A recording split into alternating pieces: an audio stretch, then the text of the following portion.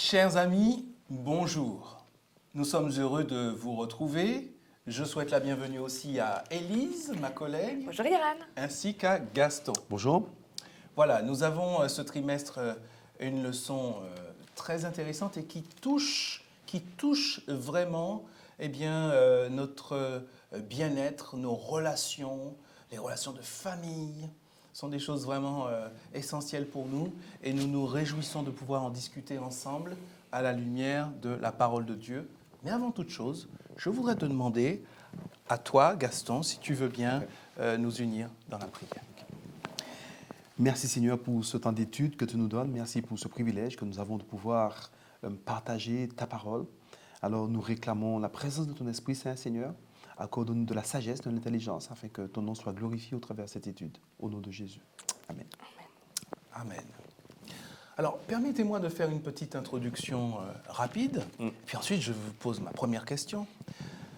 La Bible nous présente la famille comme étant la structure de base que Dieu avait souhaitée pour l'humanité. Un homme, une femme, et les enfants plus tard qu'il pourrait avoir. Mais aujourd'hui, dans le monde dans lequel nous vivons, malheureusement qui a cette empreinte du péché, du mal, il s'est passé beaucoup de temps depuis l'époque d'Adam et Ève, nous voyons que la famille a, changé de visage, on pourrait dire. Et aujourd'hui, on retrouve des familles déchirées, on retrouve des parents qui se retrouvent seuls à élever leurs enfants. On trouve aussi des personnes seules. C'est une réalité. Alors, allons directement dans le sujet, directement. Et je voudrais vous poser la question,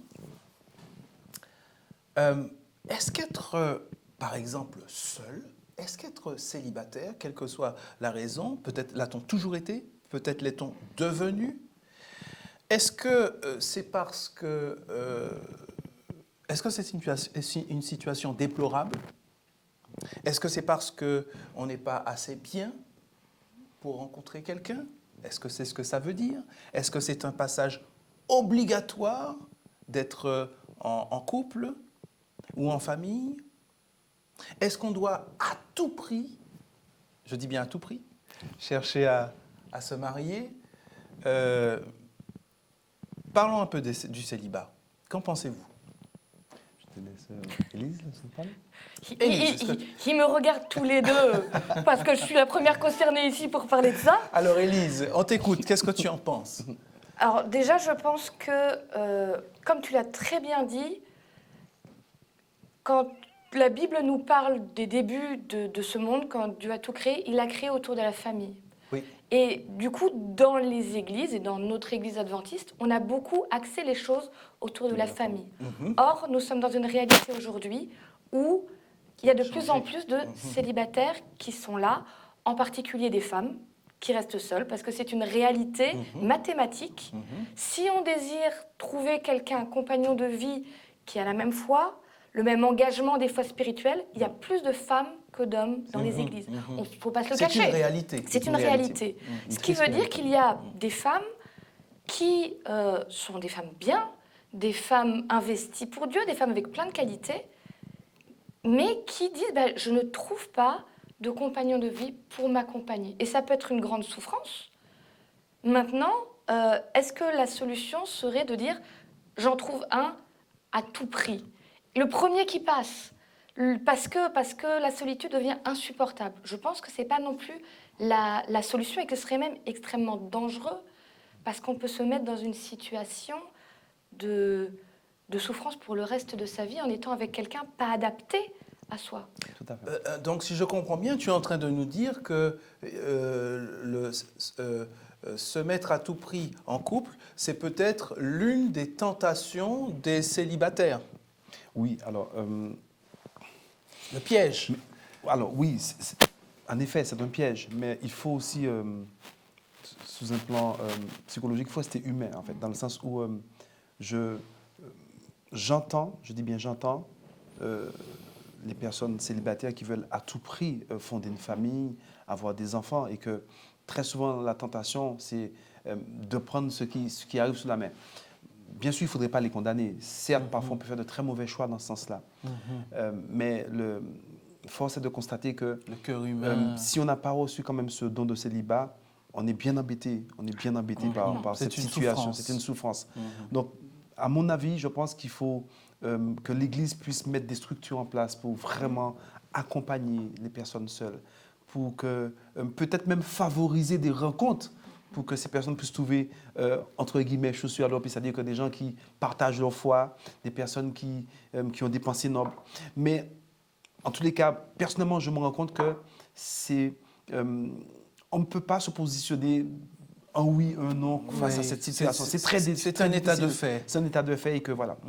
Mais qu'est-ce que, Élise, quel conseil pratique, par exemple, parce que essayons d'être un petit peu pratique, quel conseil pratique tu donnerais à des célibataires, par exemple, des personnes qui se sentent seules, célibataires, ou ça peut être aussi les veufs, les veuves aussi. Quel conseil pratique tu leur donnerais Alors, je te pose la question à toi, oui, parce que bien ça sûr. peut être une résonance peut-être. Bien sûr. Je pense qu'on ne peut pas donner de conseils généraux qui marchent pour tout le monde. Parce qu'on ne ressent pas tous pareil la solitude. Il y a des gens qui ont le don de célibat. Ça existe. Ce n'est pas la majorité, mais ça existe. Il y a des gens qui sont dans la solitude, mais qui arrivent à le vivre à peu près bien. Et il y a des gens pour qui c'est terrible de le vivre. C'est invivable parce que leur nature peut-être est encore plus dans le besoin d'être proche de quelqu'un. Il y a des gens qui peuvent se contenter, j'ai envie de dire, d'amitié, de rencontres fortes avec des gens sans que ça devienne au niveau romantique. Mais il y a des gens pour lesquels rentrer seul le soir chez soi est insupportable. Alors je ne peux pas donner les mêmes conseils à tout le monde. Je peux essayer d'en donner quelques-uns. Le premier conseil que je donne, c'est même pas un conseil, c'est quelque chose que j'invite les gens à marquer dans leur cœur si vous êtes dans cette situation d'être seul. Vous n'êtes pas maudit, vous n'êtes pas assez bien, vous n'êtes pas en manque et votre vie se résume au fait que vous êtes célibataire comme si vous deveniez être incomplet pour le reste de votre vie. Ce n'est pas une fatalité, le célibat. C'est quelque chose qui peut être difficile à vivre, mais qu'on peut apprendre à accepter mieux sans en faire une fatalité. Et pour ça, il y a un texte que je trouve très beau dans Philippiens 4, le verset 11. Alors, c'est Paul qui parle de plein de choses. Il dit « Je ne dis pas cela en raison d'un manque. Moi, en effet, j'ai appris à me contenter de l'état où je me trouve. » Alors, il parle plutôt du domaine financier, là. Mais je pense que c'est quelque chose qu'on peut... Voilà, on peut appliquer ce principe à dire, plutôt que de me nourrir de tout ce que les films à l'eau de rose veulent me faire croire que, en tant qu'homme ou en tant que femme, je ne peux me réaliser qu'à travers quelqu'un d'autre, je peux, ou bien, si vraiment je me dis, j'ai quand même envie de le vivre plus tard, de rencontrer quelqu'un, je peux dire, ce que je vis maintenant me prépare, c'est un temps où je peux apprendre à déjà être indépendant pour ne pas... quand j'arriverai à rencontrer quelqu'un, lui amener tous mes manques et tous les vides de ma vie en lui disant « comble-les ». Attendre de lui ou d'elle... Ça ne marchera pas. Je peux apprendre à être dans cette relation avec Dieu, à me construire moi-même, en laissant une place pour que l'autre arrive un jour, mais en disant « celui qui me remplit, c'est Dieu ». Et après, je serai peut-être plus prête ou plus près, si on est un homme, quand je rencontrerai quelqu'un. Tout à fait. Alors, Gaston, tu as été célibataire, toi. Oui, à un moment donné, oui. Qu'est-ce que tu pourrais dire à ces personnes qui se retrouvent seules? Quels conseils tu pourrais leur donner? Écoute, je vais être très honnête. Je pense que je serais mal placé pour dire à ces personnes, écoutez, comme le dit Isaïe 54, ton créateur, c'est ton époux. Oui, je suis conscient. Il y a ce texte qui dit que ton créateur, c'est ton époux. Isaïe 54, verset. Je suis pleinement conscient que oui, Dieu doit être au centre de notre vie. Dieu doit être le moteur de ma vie. Mais personnellement, me concernant, je sais que... Ce serait difficile. Ce serait difficile. Moi, en tous les cas, personnellement, je vivrais personnellement très mal le célibat. Donc, ce serait trop simple pour moi de dire à quelqu'un, voilà, mais prends Dieu comme ton époux, prends Dieu comme ton mari. Voilà, ce sont des réponses toutes faites qui... Dieu peut combler quand même une part importante de Dieu notre peut combler vie, une part importante. mais ce que tu veux dire, c'est que même lorsque Dieu crée l'homme dans le jardin d'Éden, il dit quand même il qu'il n'est pas bon voilà, que c'est l'homme lui. soit Et seul.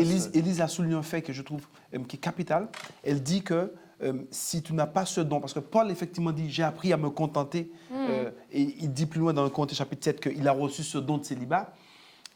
C'est un don. Ça veut dire que c'est un don, ça veut dire que quelqu'un qui reçoit ce don ne ressent pas le manque, ne ressent pas le besoin de fonder une famille, ne ressent pas le besoin d'avoir une relation avec le sexe opposé.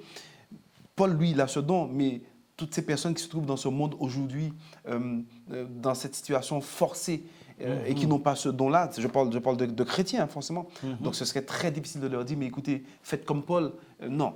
Alors, loin de moi l'idée de donner des leçons, de dire ce qu'il faut faire ou pas faire. Et bien évidemment, je crois qu'il faut avoir cette humilité-là.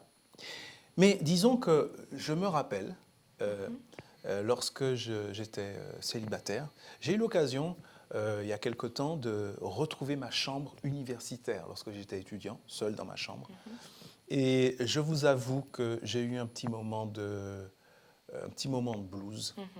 Parce que ça m'a rappelé ces moments de solitude, vraiment. Alors, il n'y avait pas que ça. Pour être honnête, il y a aussi des moments où je me suis senti très proche du Seigneur, réellement. Mais c'est vrai qu'effectivement, je peux essayer d'imaginer. Alors, je voudrais juste donner l'exemple d'une personne célibataire que j'ai connue, et qui, voilà, sa parade, sa compensation, entre guillemets, c'était d'investir sur les autres. Voilà, d'investir sur les autres, et particulièrement ceux qui en avaient besoin, c'est-à-dire les autres personnes seules, isolées, etc. Cette personne célibataire, eh bien, c'était presque son ministère.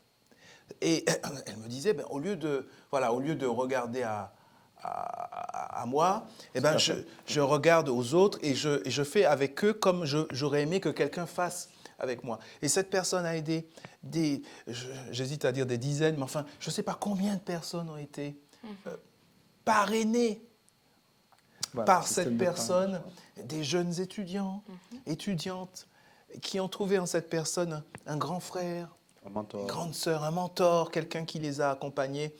Et pour être tout à fait honnête, j'en ai moi-même également bénéficié. Et ça a été une bénédiction. Voilà, c'est juste un exemple. Mais on a beaucoup évoqué les difficultés que ça peut être d'être seul, que ce soit célibataire ou en ayant perdu la personne avec qui on voulait passer sa vie. Hein. Et il y en a des difficultés, on ne va pas se le cacher. Mais on peut aussi voir les possibilités que ça ouvre. En effet, être célibataire, seul ou sans enfant, c'est aussi avoir du temps qu'on peut consacrer à plein de choses. C'est avoir une liberté de bouger comme on veut, de se lancer dans des projets qu'on n'oserait peut-être pas faire en étant avec une famille, parce qu'il n'y a pas que nous, dans ce cas-là, qui doit suivre ce projet, peut-être prendre des risques un peu plus grands. Des fois, financièrement aussi, ça laisse une plus grande liberté de qu'est-ce qu'on fait avec l'argent que Dieu nous a confié. Donc, on peut aussi voir les avantages que ça peut avoir pour ne pas les laisser dépérir. C'est ça. Ils sont là, ils existent. Mais il faut tenir compte du fait qu'il y a plusieurs types de célibataires. Là, tu parles pour le cas pour un célibataire seul sans enfant, mais il y a des célibataires seuls avec des enfants. Financièrement, c'est très difficile. Tout à fait. Ils ne peuvent pas faire des projets de partir en mission, par exemple. Mais il y a peut-être d'autres choses. Il y a d'autres choses, par contre.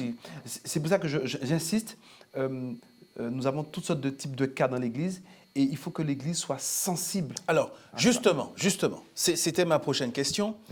Essayons d'être concrets. On n'a pas dit que là, autour de la table, on va trouver toutes les idées, mais essayons d'être concrets.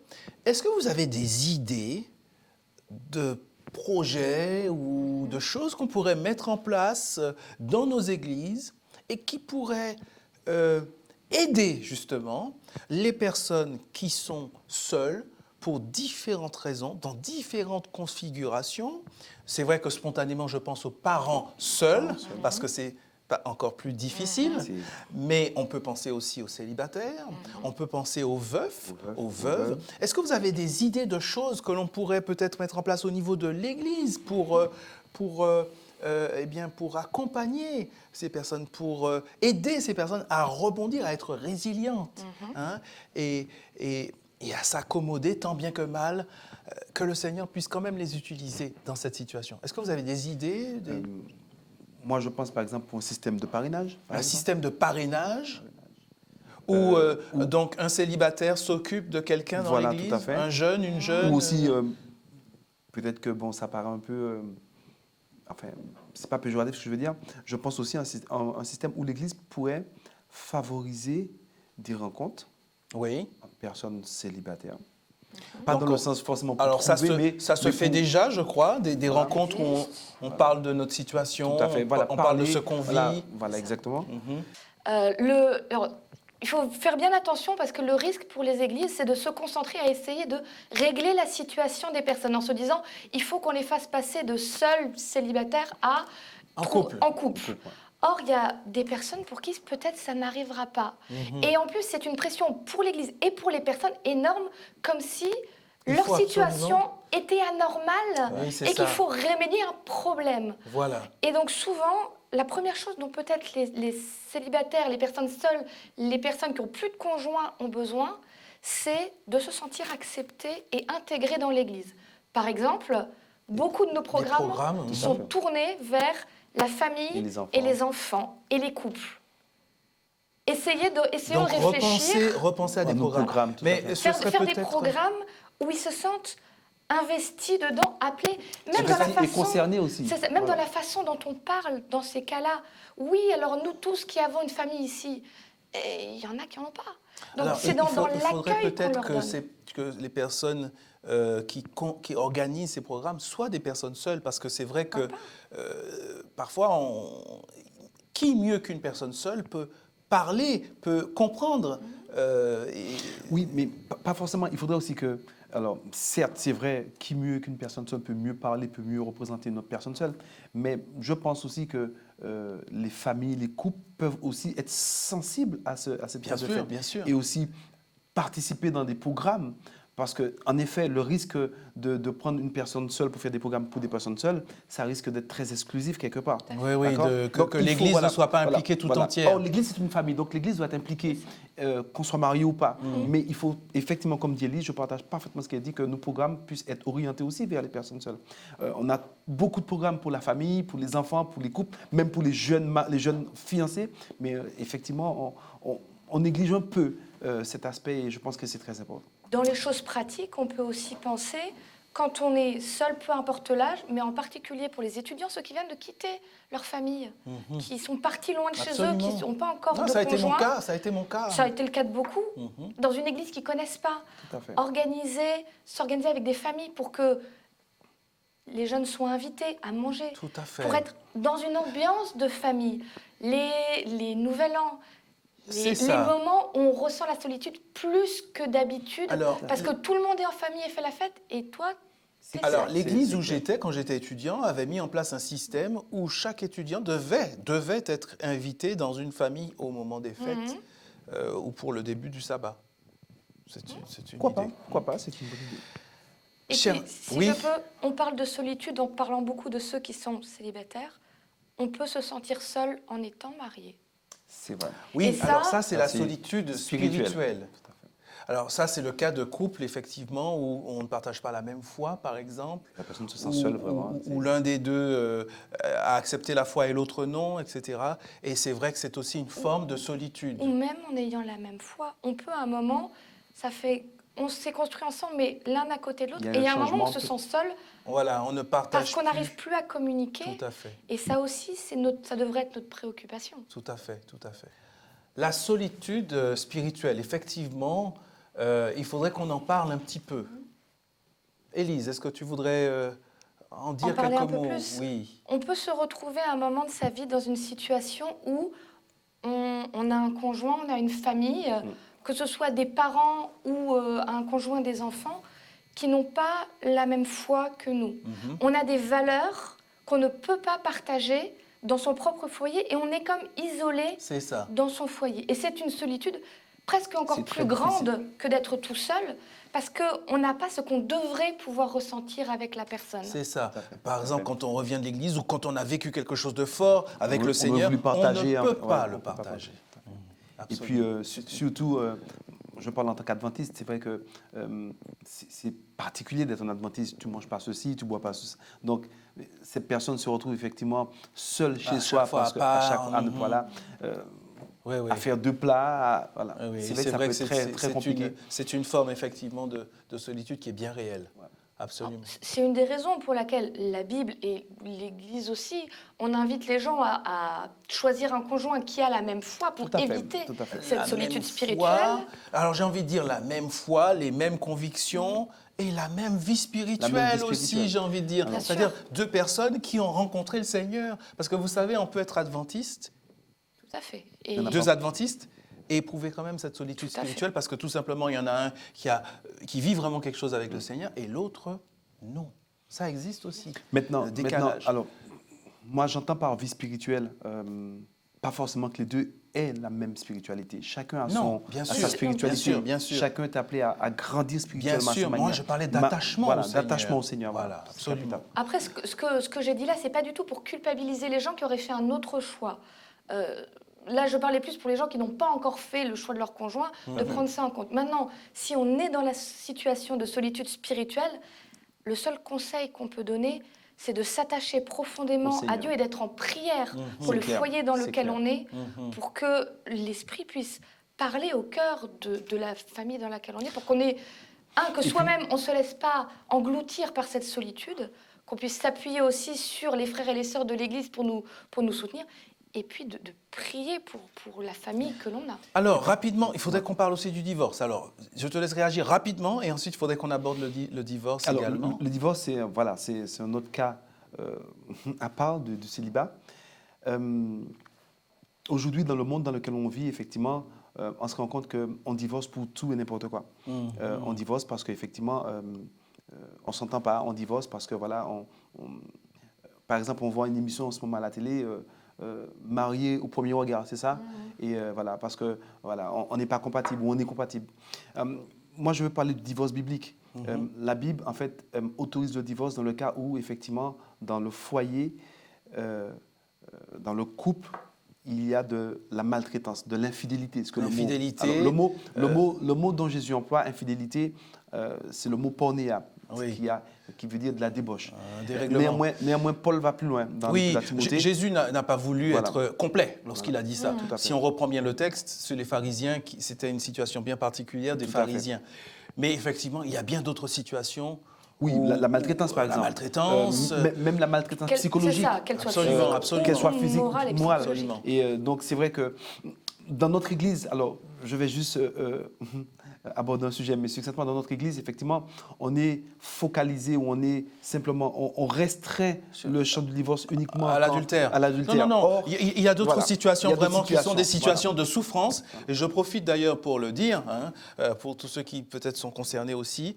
Non, il n'y a pas que l'adultère. Tout à fait. Il y a d'autres situations bien où on n'est plus dans le plan de Dieu. Clairement, il faut le dire. C'est on simple, n'est plus je vais dans donner le un plan exemple. de Dieu. Je vais donner un exemple. Jésus dit, voilà, si quelqu'un répudie sa femme sauf pour cause d'infidélité, voilà. Et Jésus n'a pas voulu être voilà. exhaustif. C'est Paul, ça lui, qu'il faut comprendre. Paul amène encore notre compréhension dans l'Épître à Timothée. Il dit, si quelqu'un n'a pas soin des siens, de sa famille, C'est ça. cette personne est pire qu'un infidèle. Tout Ça veut dire à que fait, tout dès à l'instant fait. où on ne prend pas soin de sa famille, que ce soit la maltraitance psychologique, physique, cette personne devient un infidèle. Et il y a même Voilà. la Il y a notion pas- voilà. d'abandon aussi. Il y a Voilà, des d'abandon. personnes qui- Donc ça ne s'arrête pas simplement au champ Tout à fait, de tout à l'adultère. Et puis, pourquoi je le dis? Parce qu'il y a certains couples qui vivent, ou soit l'homme ou la femme qui subissent de la Oui. maltraitance, mais comme il n'y a Oui. pas d'adultère, voilà, les Oui, gens c'est subissent une ça grande et souffrance. C'est une grande Non, souffrance. je crois qu'il faut comprendre. Voilà. Alors, on n'a pas le temps de prendre le texte, malheureusement, mais lorsqu'on prend ce texte de Matthieu 19, verset 8, si Tout à ma fait, mémoire c'est est ça. bonne, eh bien, le contexte nous dit bien que les pharisiens, ce jour-là, ont approché Jésus pour le mettre à l'épreuve. Pour le Tout à fait. piéger. Et donc, c'est un contexte polémique. Tout à fait. Et donc, Jésus répond aux pharisiens. Aux pharisiens, Mais il ne tout à faut fait. pas non plus Donc restreindre ça nécessite ce texte. effectivement voilà, Tout à fait. une réflexion plus grande. Tout à fait. Moi, je rajouterais simplement que là, on a parlé de qu'est-ce qui peut amener au divorce. pour les personnes divorcées aussi, il y a une solitude immense, du fait aussi de se dire, il y a quelque chose qui n'a pas marché dans la relation que j'ai eue avant. Une amertume aussi, Et voilà. il y a vraiment un processus à vivre de guérison de son propre cœur Absolument. et de sa façon d'envisager les relations. On ne se relance pas dans quelque chose comme ça quand la première fois, il y a quelque chose qui ne marchait pas. Il faut d'abord faire ce travail avec C'est Dieu ça, de c'est restauration de la personne. Peut-être parfois ça arrive de restauration du couple qui s'est séparé et parfois ça n'arrivera pas, mais de profiter de ce temps-là pour se dire je ne reste pas dans une amertume destructrice, C'est ça. je veux rentrer dans une restauration de mon cœur et de ma relation même avec Dieu. Tout à fait. Et donc, je vais rajouter, et que tous ceux qui sont divorcés, qu'ils ne puissent pas se mettre dans la tête que ça y est, parce qu'ils ont subi cet échec, eh bien qu'ils sont perdus, qu'ils ne sont plus de la famille de Dieu. Non. Alors, j'aimerais dire une chose. Tout ce à quoi touche l'homme, même en collaboration avec le divin, est sujet à l'erreur. Donc, l'échec est possible pour chaque personne. Chers amis, vous voyez que c'est un sujet qui est vraiment, qui nous touche, n'est-ce pas? C'est un sujet qui est vaste également. Évidemment, on n'a pas pu aborder tous les aspects ni apporter toutes les réponses. Mais j'espère en tout cas que cela a initié une réflexion que vous prolongerez également chez vous. Le Seigneur, en tout cas, nous promet qu'un jour, eh bien, toutes ces déformations de son plan n'existeront plus.